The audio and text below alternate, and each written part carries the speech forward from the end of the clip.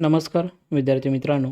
आज आपण LLB first सेमिस्टरचे लॉ ऑफ कॉन्ट्रॅक्ट याचे प्रिव्हियस इयर क्वेश्चन पेपर आपण याचं सोल्युशन या व्हिडिओमध्ये आपण बघणार आहोत.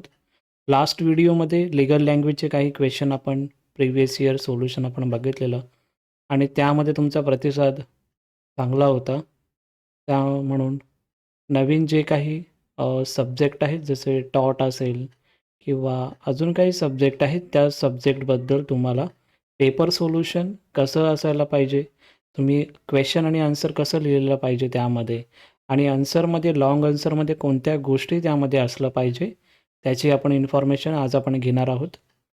त्या अगोदर तुम्ही जर चॅनलला नवीन असाल तर चॅनल सबस्क्राईब करा, व्हिडिओ लाईक करा आणि तुमचे फ्रेंड्स असतील त्यांनाही हा व्हिडिओ शेअर करा जेणेकरून फर्स्ट सेमिस्टरची एक्झाम आता या मंथमध्ये काही विद्यार्थ्यांच्या आहेत आणि काही युनिव्हर्सिटीच्या या मंथमध्येच एक्झामिनेशन होणार आहे. तर त्यासाठी तुम्हाला ते इम्पॉर्टंट असू शकतात.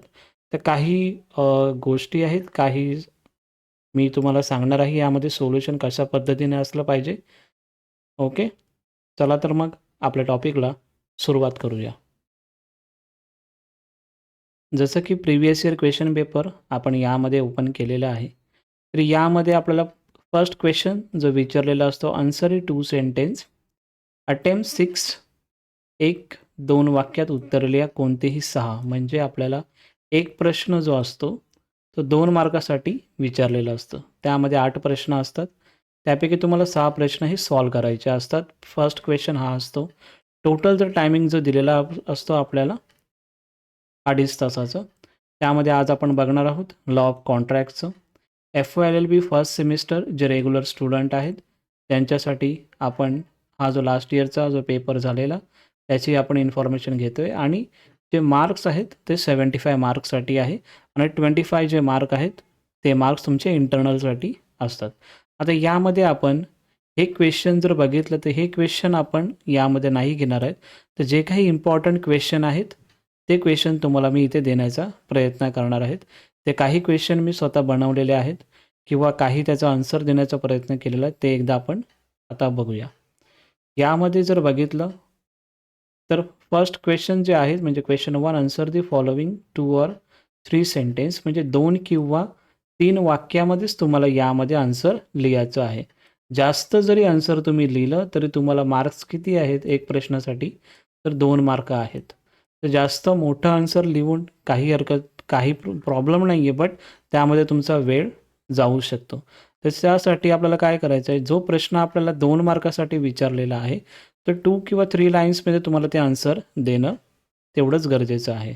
आता एक प्रश्न जर यामध्ये आपण जर बघितलं तर what is promise define under Indian contract act. आता इंडियन कॉन्ट्रॅक्ट ॲक्ट कधीचं आहे तर 1872चा. हा PYQ आहे, ऑलरेडी विचारलेला आहे प्रश्न. यामध्ये जर आपण बघितलं तर मराठीमध्ये जर प्रश्न जर आपण जर यामध्ये जर विचार केला तर वचन किंवा प्रॉमिस आपण बोलतो, तर त्यामध्ये एक क्वेश्चन आपल्याला हा विचारलेला आहे.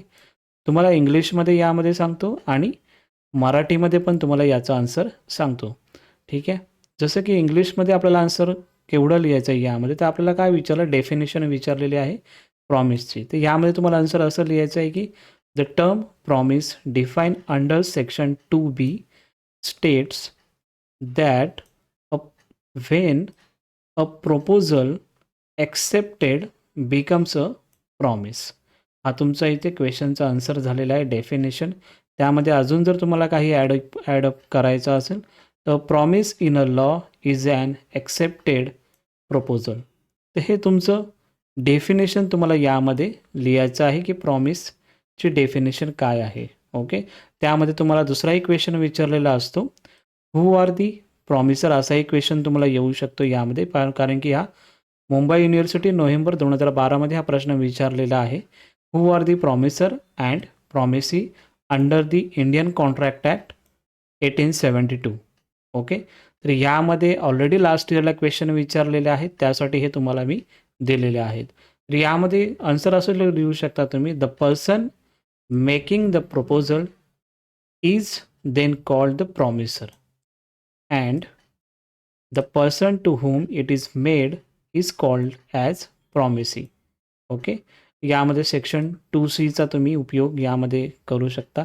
आता यामध्ये तुम्हाला मराठीमध्ये आन्सर कसं लिहायचं आहे, तर समजा आपल्याला प्रॉमिस आहे, तर प्रॉमिस हे आपण मराठीमध्ये बोलतो, आपण वचन बोलतो. तर त्यामध्ये जर आन्सर लिहायचं झालं तर आपण असं लिहू शकतो, जेव्हा एखादा प्रस्ताव स्वीकारला जातो तेव्हा ते वचन बनते. मराठी जे कॅन्डिडेट्स आहेत, स्टुडंट्स आहेत, त्यांच्यासाठी हा मराठीमध्ये तुम्ही आन्सर अशा पद्धतीने लिहू शकता. दुसरं आहे प्रॉमिसर म्हणजेच वचनदाता. त्यासाठी तुम्ही आन्सर असं लिहू शकता, जेव्हा वचनाची निर्मिती होते तेव्हा प्रस्ताव देणारा हा वचनदाता म्हणून ओळखला जातो. हे झालं प्रॉमिसरसाठी. आणि दुसरा जो प्रश्न होता प्रॉमिसीसाठी, हा जो प्रश्न होता प्रॉमिसी म्हणजे वचनगृहीता, यामध्ये लिहिलेला आहे आन्सर की करारामध्ये एक पक्षकार हा प्रस्ताव स्वीकारत असतो तेव्हा प्रस्तावाची स्वीकृती दिली जाते, तेव्हा स्वीकृती देणारी व्यक्ती वचनगृहीता म्हणून मानली जाते, म्हणजे प्रॉमिसी म्हणून मानली जाते. आता हे प्रश्न मी तुम्हाला का सांगतोय, कारण की हे ऑलरेडी क्वेश्चन विचारलेले आहेत.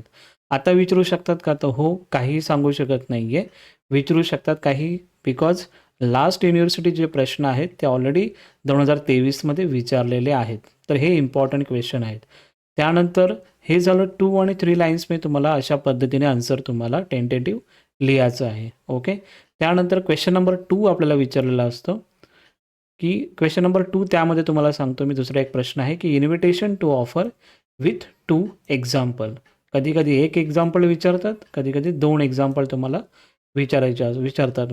म्हणजे काय की प्रस्तावाचे आमंत्रण समजवून सांगा. यामध्ये आन्सर असा लिहिलेला आहे की an offer and invitation to offer are 2 different terms. Many statements which seems to be offers are very often merely invitations to offer. When a man advertises that he has got stock of books to sell or house to let, there is a no offer to be bound any contract. Such advertisements are offers, negotiate offers to receive offers. हे झालं. आता इंग्लिशमध्ये आपण या पद्धतीने answer आपण लिहू शकतो. जर तुम्ही मराठीमध्ये प्रिपरेशन करत असाल तर मराठीमध्ये असं आन्सर तुम्हाला लिहिणं अपेक्षित आहे. ऑफर आणि ऑफरचे आमंत्रण या 2 भिन्न संज्ञा आहेत. अनेक विधाने जे ऑफर आहेत असे वाटते, ते बरेचदा ऑफर करण्यासाठी फक्त आमंत्रणे असतात. जेव्हा एखादा माणूस जाहिरात करतो की त्याच्याकडे विक्रीसाठी पुस्तकांचा साठा आहे किंवा देण्यासाठी घर आहे, तेव्हा कोणत्याही करारास बंधनकारक नसण्याची ऑफर नसते. अशा जाहिराती ऑफर प्राप्त करण्यासाठी ऑफर वाटाघाटी ऑफर आहेत. तर अशा पद्धतीने तुम्ही मराठीसाठी तुम्ही आन्सर अशा पद्धतीने लिहू शकता 2 सेंटेन्स या 3 सेंटेन्समध्ये. ठीक आहे. नंतरला जो आपल्याला प्रश्न क्वेश्चन नंबर 2 असतो, राईट शॉर्ट नोट्स एनी 2, म्हणजे यामध्ये तुम्हाला 12 गुण आहेत. एक प्रश्न 6 मार्कासाठी तुम्हाला इथे विचारलेला जातो. ओके, त्यामध्ये एक प्रश्न जर आपण बघितलं, यामध्ये एक्सप्लेन इन कॉसी कॉन्ट्रॅक्ट म्हणजे आभासी करार स्पष्ट करा. सेकंड प्रश्न तुम्हाला हा येण्याचे चान्सेस आहेत की time and place of performance contract. आणि थर्ड म्हणजे फोर्थ जो क्वेश्चन आहे, communication of proposal acceptance and revocation, प्रस्ताव स्वीकृती आणि निरस्तीकरण यांचे संप्रेषण करा. हा खूप इम्पॉर्टंट क्वेश्चन आहे. हा क्वेश्चन येण्याचे दाट शक्यता आहे, कारण की हा बघा नोव्हेंबर 2011मध्ये पण विचारलेला आहे, जानेवारी 2017मध्ये पण विचारलेला आहे, नोव्हेंबर 2014, मे 2015, मे 2012, एप्रिल 2015, एप्रिल 2011, नोव्हेंबर 2012, म्हणजे हे खूप वेळा प्रश्न हा विचारलेला आहे. त्यासाठी हा शॉर्ट नोट्स किंवा लाँग आन्सरमध्ये पण तुम्हाला हा क्वेश्चन विचारला जाऊ शकतो. तर त्याचा आन्सर तुम्हाला इथे मी दिलेला आहे. याची जी PDF आहे तुम्हाला टेलिग्राम चॅनलला भेटून जाईल. ही जी PDF आहे तुम्हाला पाहिजे तर टेलिग्राम चॅनल जॉईन करा. तुम्हाला हे क्वेश्चन आणि हे आन्सर तुम्हाला भेटून जातील. आणि जी PYQ किंवा प्रिव्हियस इयर क्वेश्चन पेपर आहे त्याची पण PDF तुम्हाला टेलिग्राम चॅनलला भेटून जाईल. ओके, आता यामध्ये section 3 communication acceptance and revocation proposals हे तुम्हाला यामध्ये लिहायचं आहे. हे ऑलरेडी यामध्ये दिलेलं केवढा कितीपर्यंत तुम्हाला आन्सर असलं पाहिजे याची ऑलरेडी तुम्हाला दिलेली आहे. आणि टेलिग्रामची लिंक तुम्हाला डिस्क्रिप्शन बॉक्समध्ये तुम्हाला भेटून जाईल. ठीक आहे. आणि नंतरचा क्वेश्चन नंबर 3 जो येण्याचे चान्सेस आहेत, नोव्हेशन म्हणजे कराराचे नवीनीकरण. आता हे झाले आपले शॉर्ट नोट्स आपल्याला कसं लिहायचे आहे. आता काही क्वेश्चन आपल्याला असे येतात की answer the following question by giving reason. काही रिझन म्हणजे कारणे देऊन खालील प्रश्नांची आपल्याला उत्तरे लिहिण्यासाठी आपल्याला क्वेश्चन येत असतात. कोणतेही 2 तुम्हाला सोडवायचे असतात यामध्ये. यामध्ये प्रश्न असा दिलेला आहे, are the following offers valid. हा प्रश्न आता मी लास्ट इयरची जी 2023 3 एप्रिल 2023ला जी लेटेस्ट एक्झाम झालेली होती त्याचे यामध्ये क्वेश्चन गेलेले आहे. ही जी त्याची already previous year question paper आहेत यामधून. तर यामधून हा प्रश्न हा घेतलेला आहे. यामध्ये सिच्युएशन बेस प्रॉब्लेम्स असतात. यामध्ये तुम्हाला सिच्युएशन बेसनुसार तुम्हाला आन्सर द्यायचे असतात. प्रश्न जर बघितलं तर a garment store gave the following advertisement in the newspaper special sale for tomorrow only. म्हणजे एक गारमेंट समजा एक कंपनी आहे किंवा स्टोअर आहे, त्याने एक ॲडव्हर्टाइजमेंट दिलेली आहे न्यूजपेपरमध्ये की उद्या आमच्या गारमेंट शॉपमध्ये उद्या सेल असणार आहे. कुणासाठी असणार आहे? Men's wear reduced from 2000 to 1000 म्हणजे 2000चे जे कपडे असतील ते तुम्हाला 1000मध्ये भेटू शकतात. आता यामध्ये क्वेश्चन काय विचारलेलं आपल्याला, कपड्यांच्या दुकानांची पेपरमध्ये जाहिरात देण्यात आली की फक्त उद्यासाठी विशेष सेल, पुरुषांचे कपड्यांच्या किमती 2000 वरून 1000 पर्यंत कमी करण्यात येत आहे. यावरून जर आपण बघितलं तर आपल्याला यामधून काय समजतं की यामध्ये कुठे ना कुठेतरी सेल चालू आहे दुसऱ्या दिवशी आणि ह्यामध्ये काहीतरी आपल्याला डिस्काउंट देत आहात. तर त्याचा आन्सर आपल्याला कसं लिहायचं आहे ते तुम्हाला इथे सांगतो मी. इथे आन्सर आपण असं लिहू शकतो, this means that there is a 1 day sale where the price of men's clothing has been significantly discounted from the original price. म्हणजे ओरिजिनल प्राईस आपली किती आहे? 2000 आहे. त्यामध्ये तुम्हाला डिस्काउंट जे देणार आहेत म्हणजे 1000 रुपयेपर्यंत तुम्हाला ते भेटू शकतं, जे काही क्लोथ आहे ते. म्हणजे customer can purchase man's clothing for ₹1000 during this limited time promotion offer. त्या दिवसामध्ये जर तुम्ही गेले तर तुम्हाला 1000चं डिस्काउंट त्यामध्ये भेटू शकतं. तर अशा पद्धतीचे तुम्हाला क्वेश्चन विचारलेले असतात. क्वेश्चन नंबर 3मध्ये की तुम्ही त्यामध्ये कशा पद्धतीने आन्सर देत आहे. जे रिझन सिच्युएशनल बेस्ड क्वेश्चन असतात त्याचे तुम्हाला आन्सर अशा पद्धतीने लिहायचं आहे. तर मराठीत जर आपण याचा अर्थ बघितला तर 1 दिवसाची विक्री आहे, बरोबर, जिथे पुरुषांच्या कपड्यांच्या किमतीत मूळ किमतीपेक्षा लक्षणीय सूट देण्यात आली. या मर्यादित कालावधीच्या प्रमोशन ऑफरमध्ये ग्राहक 1000 रुपयामध्ये पुरुषांचे कपडे खरेदी करू शकतात, कारण की त्याने तिकडे सेल लावलेला आहे आणि मर्यादित जो कालावधी आहे, लिमिटेड पिरियड आहे, त्यामध्ये तुम्ही जाऊन 1000मध्ये ते कपडे तुम्ही घेऊ शकता. ओके, असे सिच्युएशन बेस्ड तुम्हाला क्वेश्चन विचारलेले असतात क्वेश्चन नंबर 3मध्ये. त्यानंतर लास्ट जो क्वेश्चन असतो लॉंग आन्सर आपल्याला यामध्ये लिहायचा असतो. ब्रीफ क्वेश्चन असतात. यामध्ये 3 प्रश्न तुम्हाला अटेम्प्ट करायचे असतात आणि 1 प्रश्न तुम्हाला 13 मार्कासाठी असतो यामध्ये. ठीक आहे, कोणतेही 3 सोडवायचे. आता यामध्ये काही प्रश्न तुम्हाला दिलेले आहेत, ते इम्पॉर्टंट आहेत.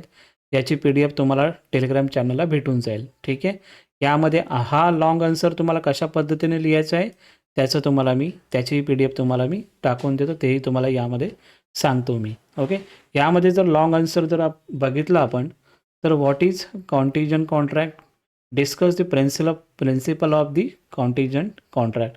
घटनावलंबी करार म्हणजे काय आणि घटनावलंबी कराराच्या तत्वांची चर्चा करा.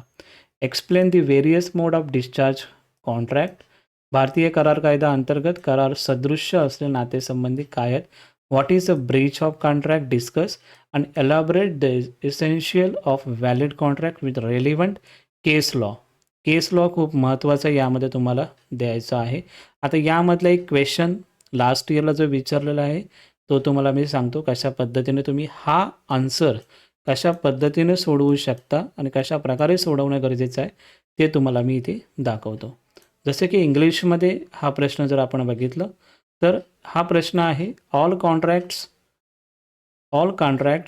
R an agreement but all agreement is not contract. Already 2019ला प्रश्न विचारलेला आहे मराठीमध्ये. सर्व करार हा करार असतो, परंतु सर्व करार हा करार नसतो, हे स्पष्ट करा.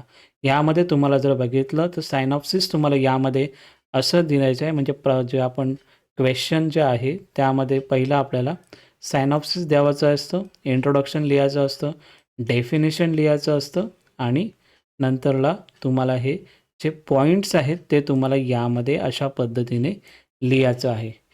त्यानंतर हे पॉईंट झाल्याच्यानंतर तुम्हाला कन्क्लुजन देणं हे खूप महत्त्वाचं आहे.